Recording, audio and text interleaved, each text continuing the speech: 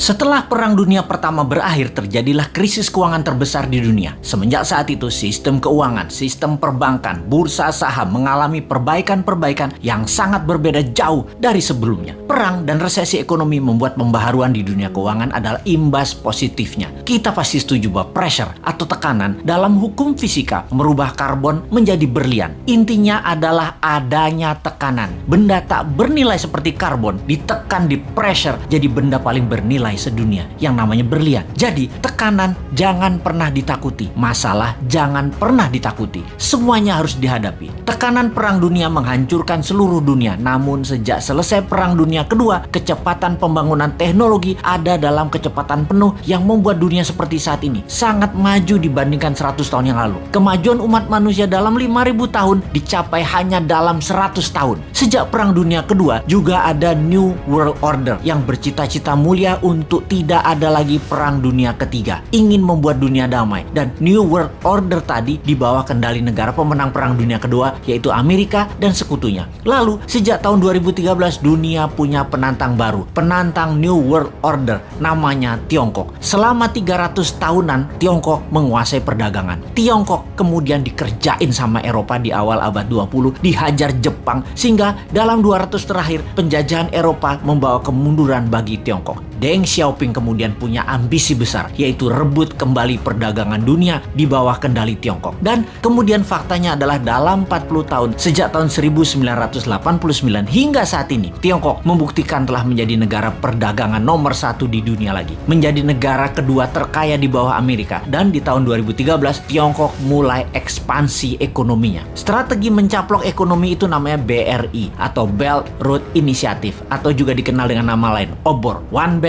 One Road. Dunia diikat atau di belt menjadi satu, semuanya ke arah Beijing. Negara di bawah Tiongkok diperlakukan seperti provinsinya Tiongkok, sampai menggunakan yuan mata uangnya. Banyak negara Afrika, Asia, Amerika Latin yang mulai dikendalikannya. Memang ekonominya negara tersebut terlihat maju, tetapi hanya fisiknya saja yang maju, yaitu gedung, jalanan, namun kedaulatannya terambil, terutama uangnya. Sungguh, darahnya ekonomi adalah uang, dan uangnya itu harus pakai yuan. Di tahun 2016, seorang Sontoloyo yang namanya Trump menang presiden di Amerika, dan selama 4 tahun terjadilah perang dagang yang dimenangkan Amerika secara telak. Tiongkok tidak tinggal diam. Globalis cabal yang sejak lama bersama mereka memilih presiden lemah yang namanya Biden dan dimenangkan. Amerika mendadak menjadi mitra Tiongkok kembali saat ini. Pada saat PKC, Partai Komunis Tiongkok, beberapa minggu yang lalu ulang tahun ke-100, Xi Jinping dengan berani mengatakan akan memenggal kepala negara yang berani membuli Tiongkok, akan mengambil kembali Taiwan, Hong Kong, dan Macau. Bukan one country two system, tetapi one country Tiongkok only, dan menyiapkan 1000 silo tempat peluncuran roket berhulu ledak nuklir. Saat ini dunia dalam keadaan perang dunia ketiga melawan virus, akan menjadi perang militer perang dunia ketiga sesungguhnya. Pernyataan sederhana dari pakar intelijen yang mengatakan, kalau Amerika tidak serang Tiongkok sekarang, mendiamkan Tiongkok sampai 10 tahun ke depan, Amerika tidak akan pernah menang perang dengan Tiongkok. Tiap tahun Tiongkok akan semakin kuat dan semakin kuat. Indonesia bagaimana? Pepatah gajah berkelahi dengan gajah, pelanduk mati di tengahnya. Jangan sampai terjadi. Amerika dan Tiongkok berperang, jangan sampai Indonesia jadi pelanduk mati di tengahnya. Kita harus segera berdaulat. Ambil kesempatan ini untuk berdaulat. Inilah masa yang tidak ada lagi yang terbaik dibandingkan masa ini. Pertama, Bappenas membuat perhitungan dengan rinci. Berapa cost accountingnya untuk Indonesia menjadi negara superpower di tahun 2045? Berapa biayanya? Buat 3 step. Menjadi negara berdikari di tahun 2025, menjadi negara maju 10